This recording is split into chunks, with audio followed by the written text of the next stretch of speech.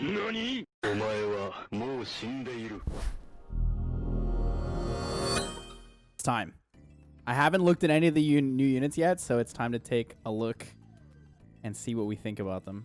Also, it's 3-turn cooldown 100. Oh, that's pretty cool. Okay, let's look at it this way. This is way better. Oh, 2-turn cooldown. That's pretty good. This goes up to 75. That's not bad. That's not bad, actually. 3-turn cooldown, 100% attack bar. That's kind of cool. This goes up to 50%. This is actually not bad. 50% harmful effect rate for this is not bad. On a 3-turn cooldown, it's all right. Okay, wait. Leader skills, too. So attack leader.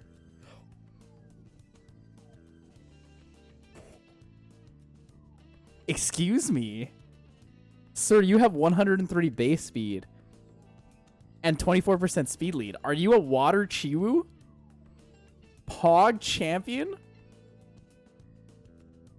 Accuracy lead. Okay.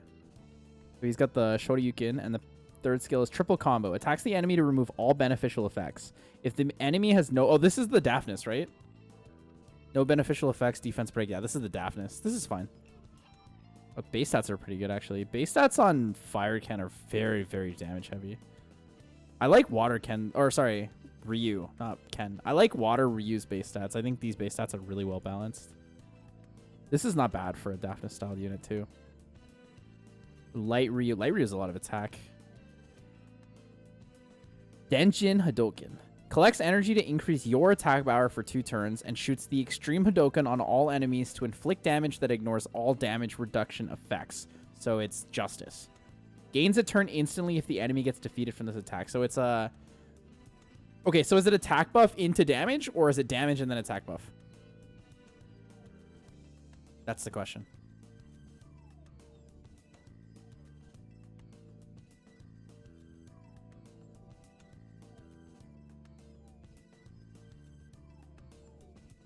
Yeah, so these units we just got a collaboration with Street Fighter V Sakura, and I'm just doing a first look here. Basically, we're going through all the skills, and then I'm gonna throw it up on YouTube. I assume it's buff into damage, but I'm not sure. Not sure. It might be too OP if that's the case, because it ignores damage reducing effects. So it is attack buff into damage. Okay. And then Dark Ryu. I've heard this one's OP. So crit buff on this, or crit lead.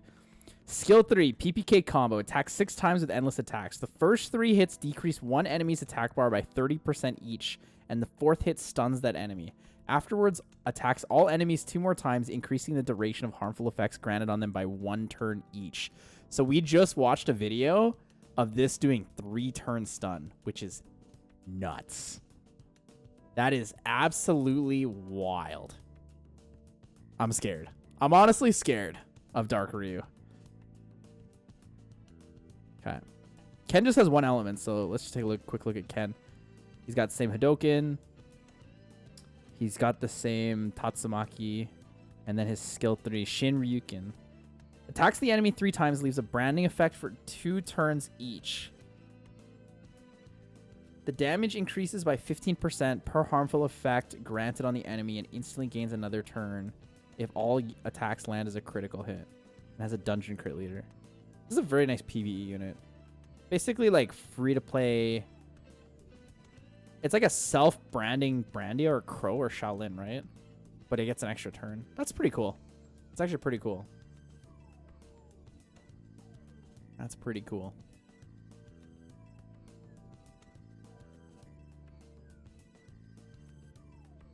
All right, let's take a look at M Bison. Okay, so Fire Bison, very high HP. Holy Lord, 13k HP. Arena HP lead too.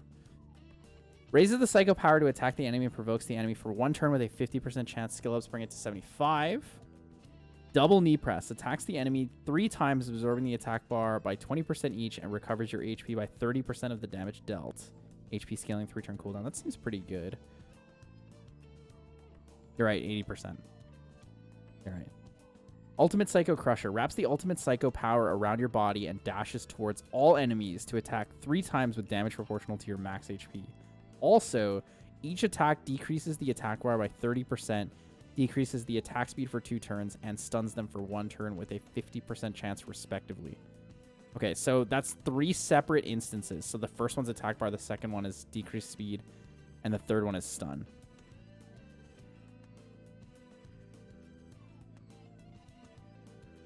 Only awakened. Oh yeah, you can only get them in awakened form. Okay. The base speed. Psycho Crusher wraps. That's not the same thing, is it? No, it's different. This is double knee press. So this is the Dark and Bison one, which is the single target provoke. So wraps the psycho power around your body and dashes towards the enemy to provoke and to decrease attack power for 1 turn. This attack will deal more damage according to your max HP. Demonic Being passive destroys the enemy's max HP by 30% of the damage dealt when you attack the enemy. Also, if all allies are attacked by the target with destroyed HP, the incoming damage will be decreased in proportion to the destroyed HP. That is a very cool mechanic. So this punishes AoE, basically. This punishes AoE units.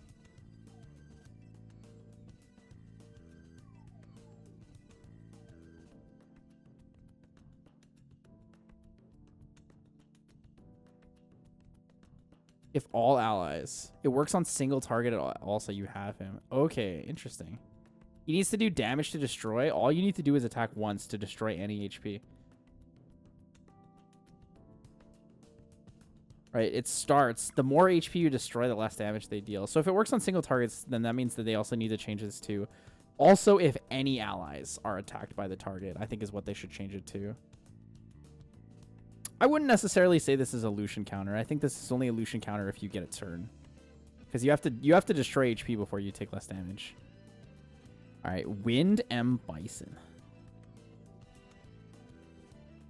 We know what these are. Head press. Attacks the enemy with a downward attack to remove all beneficial effects. Afterwards, attacks all enemies with a respective downward attack and decreases their attack bar to 0. Well, that sounds like Wind Art Master.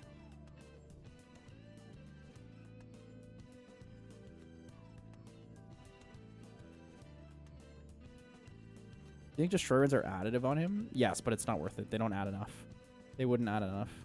He destroys at a faster rate than Destroy Winds do by a notable amount. I don't know how I feel about this. I don't think this is really that good with the base speed. And he's HP type, but he's got such a high attack focus. I guess this scales on your attack, but it's okay. It's okay. All right, Light Bison. Absorbs the HP of all allies by 50% each. Afterwards, increases the attack bar of all allies by 40% each. Increases the attack power for 2 turns and attack speed for 2 turns. Okay, that's pretty crazy. That's pretty crazy, but his base speed is really bad. And he has no speed lead.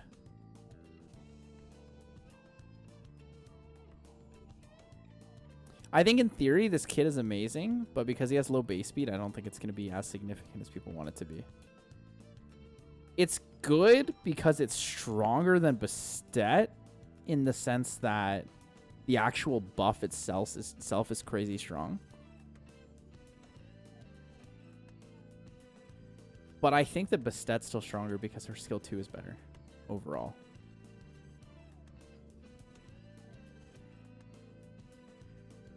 Increased damage with lost HP is a flat amount of attack, though. You don't actually get that much. And you have to roll into that, too. Because, like, so let's say you have an artifact that has, like, base attack gained on lost HP. Let's say you have 6%, right? You gain 3 flat attack per percent up to 6, which is not that good. So, overall, I think he's in the boat where a lot of people are going to say he's like insane, absolutely wild. I think he's just going to be okay or good. I don't think he's like broken overpowered like Bastet is. And then we already knew what Dark Bison does. Your attack bar will be filled up and HP will be recovered by 20% if you get attacked during the turn of the provoked enemy. I still assume this is 100% attack bar, right? Because it says your attack bar will be filled up, which usually means you get 100% attack bar.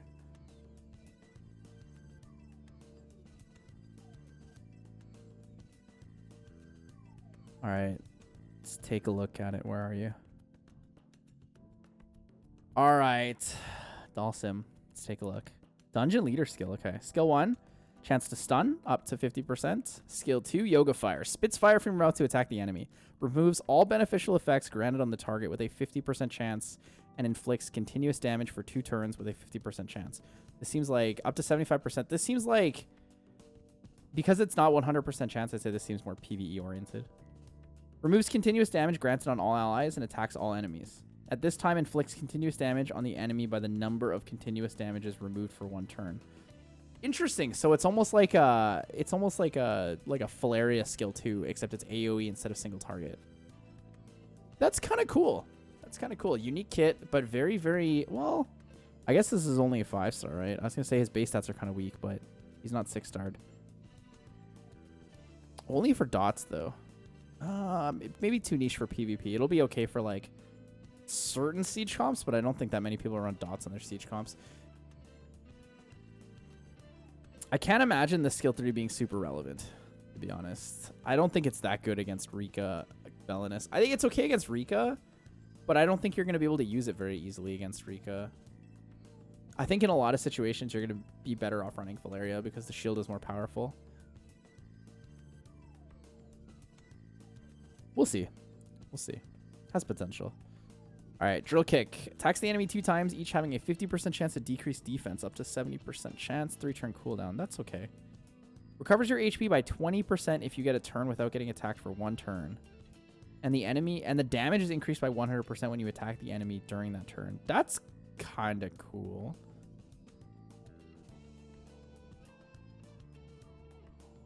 This could be nice with like threat state or provoke, I guess.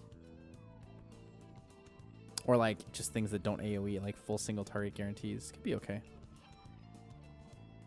Yoga Sunburst. Spits a large flame to attack all enemies 3 times, each having a 25% chance to stun them for 1 turn. The damage increases by 30% per continuous damage granted on the enemy. TOA unit? TOA unit, sounds like. I don't think the violent would count as a turn not being attacked. Well, actually it could. It could. It could count. All right, let's see the light Dahlsim. Yoga Flame. Attacks all enemies 3 times with a powerful flame, each having a 50% chance to block beneficial effects to be granted on them for 2 turns. Also destroys the enemy's max HP by 50% for the damage dealt. Yo, this is a Steel Fortress unit. Kappa. Kappa. I hate Steel Fortress, PS. Yoga Arcana. Yoga's Arcana. Recovers the attack bar of all allies except yourself in proportion to the number of harmful effects granted on yourself each turn. Also ignores all harmful effects excluding the Oblivion effect and inability effects granted on yourself.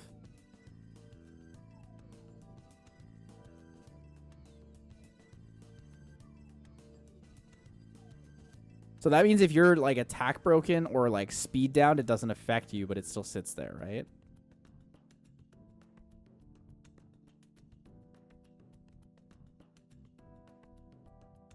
So he's like the really, really, really pay-to-win version of like a Tetra or a Juno into a Nephthys comp. Is what I'm getting from that. Yeah, so defense break, attack break, glancing, slow debuff, bombs. None of those apply to him. 10% per harmful effect. That's actually pretty good. So that only applies on his turn, too. Okay, so he's actually not a bad unit if his base stats are high enough. If his base HP is decent, he'll be okay. He'll be okay. All right, and then we'll look at the last units. We'll look at Chun Li. So Kikoken shoots out the energy on the enemy to inflict damage and decreases the attack bar by 30% with a 50% chance. Up to 75%, so decrease attack bar. Skill 2, Spinning Bird Kick. Attacks all enemies 2 times with a spinning kick to decrease their attack speed by 2 turns, or for 2 turns with a 50% chance up to 70. Renkiko increases the attack bar of all allies by 30% and increases the attack speed and critical rate for 2 turns each. Okay, I understand what you mean now when you said Fire Chun Li for Arena. That's actually not bad. That's a pretty strong buff. This is only if you need like an extremely strong single target Lucian though. So I think a lot of the time there'll be something better. A lot of the time you're not building it around the crit buff unless you're using like Immensity or something. Dark Ryu is overpowered with the way his skill 3 works. Water Chun-Li is the one I want to use the most. Although I don't know if I agree with Spinning Bird Kick. I guess it's kind of nice because the AoE speed down can help in like dragons or something. But I've heard that her damage is really, really weak, which worries me.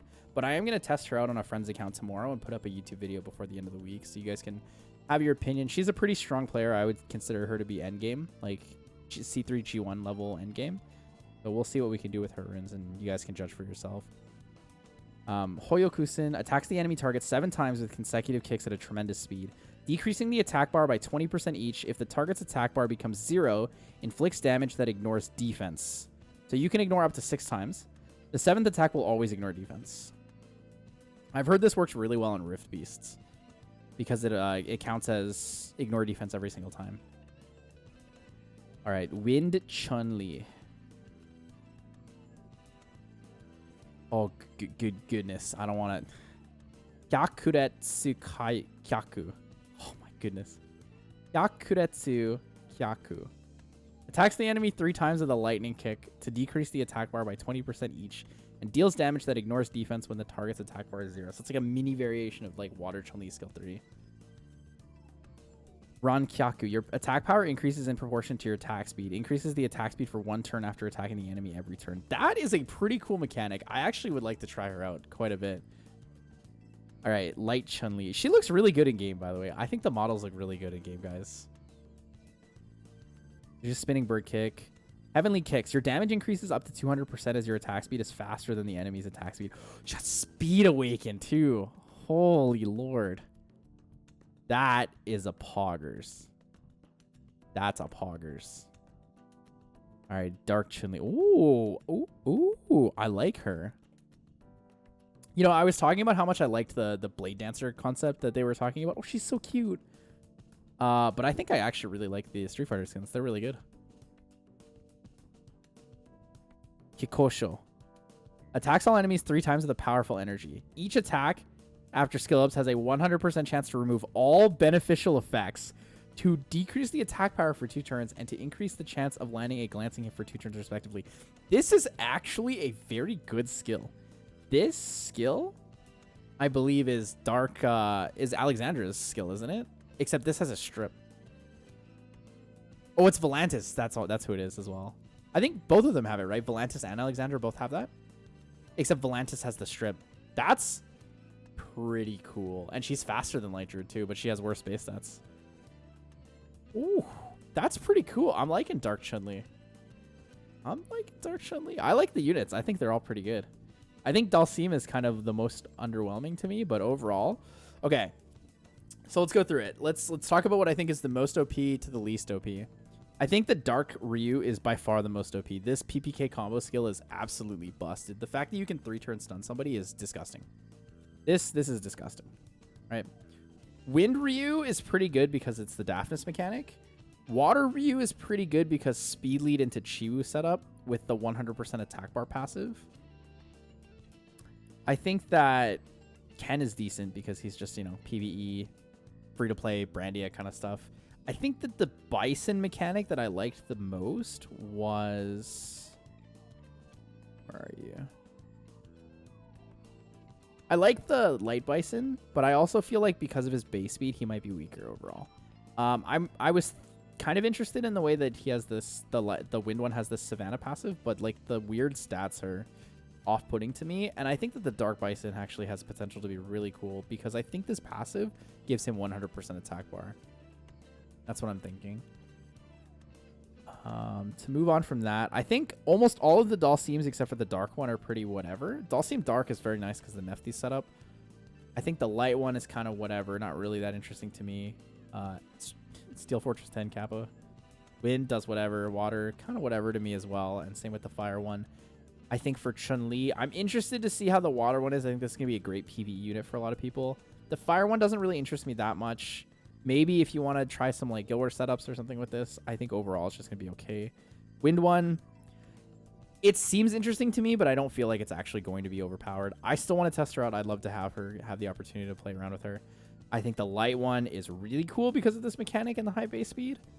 But I think the Dark Chun-Li is insane. Dark Chun-Li is the unit that I want the most for PvP. I think she'll be wild. I think she'll be super wild. Obviously, I don't know the damage scalings on all these units yet, so I don't know which ones are the best, but that's kind of just my first impressions.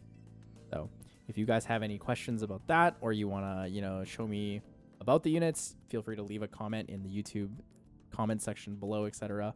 Also, this will be our first monetized video, Pog. And after this video gets uploaded, I'll upload a video where I talk about Steel Fortress 10 game design, and what frustrates me about it before the changes and after the changes, and how I feel about it overall. So, thanks. Water Ryu. Oh gosh, reading is so hard. Tatsumaki Seppukuken. Seppuku Kyaku. Oh my, reading is so hard, chat. I'm gonna get flamed so hard.